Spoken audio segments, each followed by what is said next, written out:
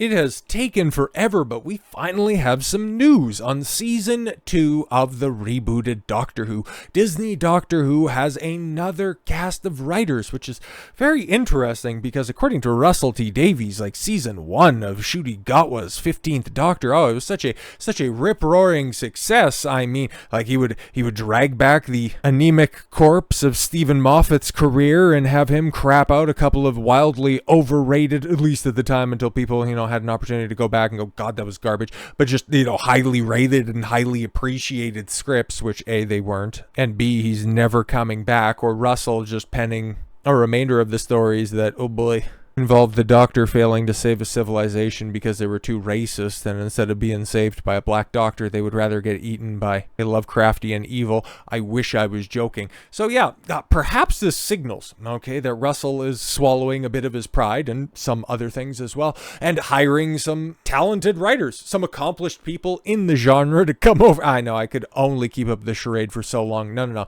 He brought on a bunch of diversity hires at the request of the BBC and Disney, ultimately footing the bill, and then also at the same time figuring out, oh God, how can we get out of this train wreck? Because they commissioned, 2 seasons, and that's all we've got so far, and there is absolutely no sign that it's going to be continuing after that, but maybe, in the very capable hands of Juno Dawson, Inua Ellams, Pete McTeeth, and Sharma and Angel Walfall. Maybe they can go ahead and right the ship, and let's take a look. Let's see what Elams has done before. He's a writer and curator who's published books of poetry. Oh, he's written poetry. That definitely gives him a lot of experience in writing high concept science fiction, right? Include Candy Coated Unicorns and Converse All Stars, and his first play. Oh, he's written plays. The 14th Tale was awarded at the Fringe First at the Edinburgh International Theatre Festival. Oh yeah, okay. Good Scottish lad, obviously. And other plays include Barbershop Chronicles, and played at the National Theatre. Ooh, it played at the National Theatre. Whoa, that's an accomplishment. Three Sisters and Half God of Rainfall. As long as I can remember television, I've been a Doctor Who fan, Inua says. I started watching when I was 10 in Nigeria. The show invited me to dream, to live beyond my reality. Getting to write for the show felt like touching God. I'm sure that's not the only thing you touch. It was blasphemy, humbling, and exciting. It was blasphemously humbling and exciting. Are you talking about the Doctor, or are you writing for the Doctor? And I can't wait to share my story with the whole world. Oh, good, as long as you share your story. That's what's important, right, Inua? But what about Pete? Pete McTeeth, Already known to fans who wrote for the 13th Doctor. Oh, God, Kerblam and Praxis with Chris Chibnall. Oh, Christ almighty. So they're retreading shit that, caused the franchise to get to this point to begin with, where they had to bring back David Tennant, Catherine Tate, and Russell T Davies. Jesus Christ, you guys are in trouble. This is not looking good. And as a writer and executive producer for the forthcoming spin-off of War Between the Land and the Sea, I'm sure that'll definitely see the light of day, right? That's part of the Whoniverse, right, Russell T? He has created and written executive produced the dramas including The Pact, The Rising, Discovery of Witches, and Wentworth. Yeah, all of those are notable. Pete says, the TARDIS is my home away from home, and it's been a joy to step back inside with Russell at the console and the incredible team at Bad Wolf hanging on for dear life. Never a more salient point I've heard expressed about this. I love this show with all my heart, and I'm really proud of what we've been able to achieve with my next episode. What? I'm happy for this thing that I think that I've written, right? Okay, cool, man. That's fantastic. What about Sharma, who this definitely doesn't look like a mugshot? No, definitely not. And then the nose piercing definitely doesn't tell me that she wasn't out there, looting in Aldi's earlier. But she originally hails from Manchester. Are you sure about that? And wrote the inaugural Channel 4 Writing Award. Oh, great. She won the inaugural Channel 4 Writing Award. Oh, that's good. And set her off on her screenwriting journey. She wrote an episode of Dreamland for Sky starring Lily Allen and Freema. I've heard of Lily Allen before, but I haven't heard of that British gentleman. And has been in a number of writers' rooms, including Supercell. Oh, Renegade Neil on Disney Plus. Oh, something else that I've never heard of before. A Town Called Malice and Knots and Crosses. Okay, cool. So I'm buzzing to be part of such an iconic show. I'm a massive Russell T Davies fan. Oh, Christ almighty, this is going to be AIDS. But of course, ladies and gentlemen, or in some cases, both of them put together in the same package, I have saved the best for last because we have the profile for one. Juno Dawson is a #1 Sunday Times best-selling novelist, screenwriter, and journalist whose books include the global bestsellers This Book is Gay and Her Majesty's Royal Coven. Dawson created the first official Doctor Who scripted podcast, Doctor Who Redacted. Juno says, I started watching Doctor Who with my grandma when I was 10 years old in the 1990s, from writing fanfic. For an audience of one to scripting the best TV show of all time is truly a dream come true. It's funny, you can go ahead and, you can combine both of those dreams together, writing for an audience of one, because that's all who's going to be tuning in for season 2. I can't wait for fans and newcomers to see the new season. And in case you couldn't tell by the voice I was putting on, Juno has a couple of other secrets to tell, including hiding a little bit more than a pocket-sized TARDIS in their pants. The BBC hires transgender activist author of This Book is Gay for Doctor Who Season 2 Writer's Room. Exactly. Oh yeah, I'm not surprised at all whatsoever. Fandom Pulse, please. I know you're trying to stay in the spirit of this with all of the pop-ups, but could you reduce them a little bit?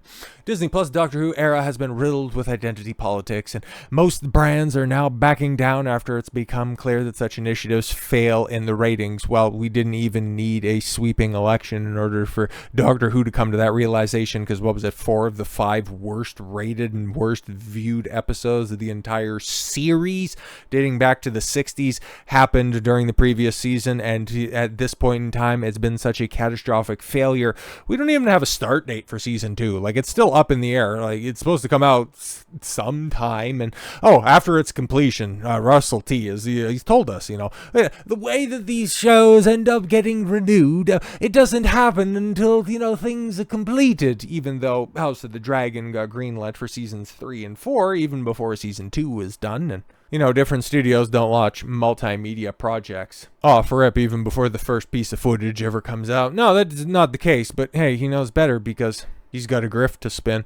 Fans have been worried about season 2 of Ncuti Gatwa's Doctor Who era ever since the 60th anniversary specials. Yeah, where Russell T Davies injected some of the worst storytelling of his career. You don't even have to go down the identity politics route. It was all bad, okay? Politics got worse during Ncuti Gatwa's first season, casting a drag queen, Drinks Monsoon, as the maestro, and constant references to homosexuality. Yeah, that shit's cringe, okay? Him talking about bumming. Houdini one sweaty summer, and then, tongue kissing this guy in this knockoff Bridgerton episode. Like, what the hell are we doing? Lowest part, yes, came during episode Rogue, when the Doctor abandoned his companion to go make out with another man. And that was back when he actually had, like, a reasonably well, actually, Millie Gibson's kind of cute from a certain point of view, unless, of course, you're gay and you'd much rather, check what the butler has in the back of his throat.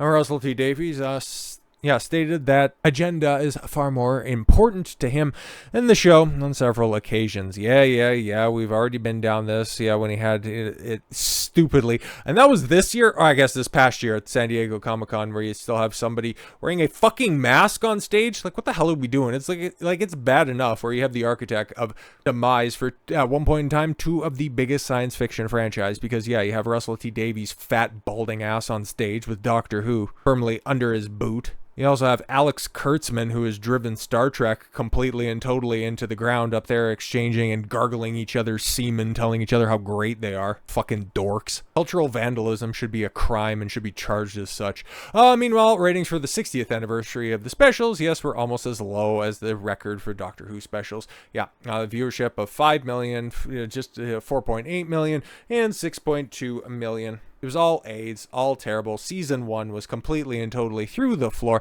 The Legend of Ruby Sunday posting a dismal 2.05 million overnight rating. And then, of course, you had Joy to the World just, last month, right? Jesus Christ, I can't believe we're still dealing with this month. January won't end. Is reported to have the lowest overnight ratings in Christmas special history, yet again with 4.11 million, according to Doctor Who TV. And yeah, the +7 rating, I think it was still under 6 or something like that. Season 2 looms on the horizon for Doctor Who, with many at Disney and the BBC bracing for more failures. Oh yeah, it's going to be real bad. We're going to get under 3s, no doubt. +7s and under 2s overnights, without a doubt. Especially if it comes out over the summer, like it's a wrap. What happens now? Double down on the message. You bring in the author of this thing. Podcast dramas, yes, that Juno Dawson penned have been described as very gay and very trans, according to The Guardian, leading fans to worry that this will push identity politics further into canon, no doubt. According to Deadline, Dawson said, I started watching Doctor Who. We already read that. There's almost no buzz around season 2. Yeah, no buzz at all whatsoever. No start date for it. We don't even know when the hell it's going to begin and ultimately end. We know that there's 8 episodes, I think, something like that. Nothing's been announced. Nothing's been confirmed. All we know is that it's definitely coming. It's just the audience is not. This is what Russell T Davies thinks that you want. Not somebody who can tell a competent science fiction story. Somebody that can tell a personal story, a trans story, a gay story, a black story, a Nigerian story. So many of our beloved franchises have been ripped away from telling compelling stories that made them legendary franchises to begin with, and have simply been turned into platforms for idiots and ideologues to tell their own personal stories. But I guess I do have some good news at the end of this, because as 2025 draws to the close, at least one formerly prominent platform will be shut down, and that will very much be Doctor Who cancellation in 2025. So with all that said, thank you all very much for the gift of your time. I've been Don Consuelo. I want you to follow your gut and get after it. Take care, everyone.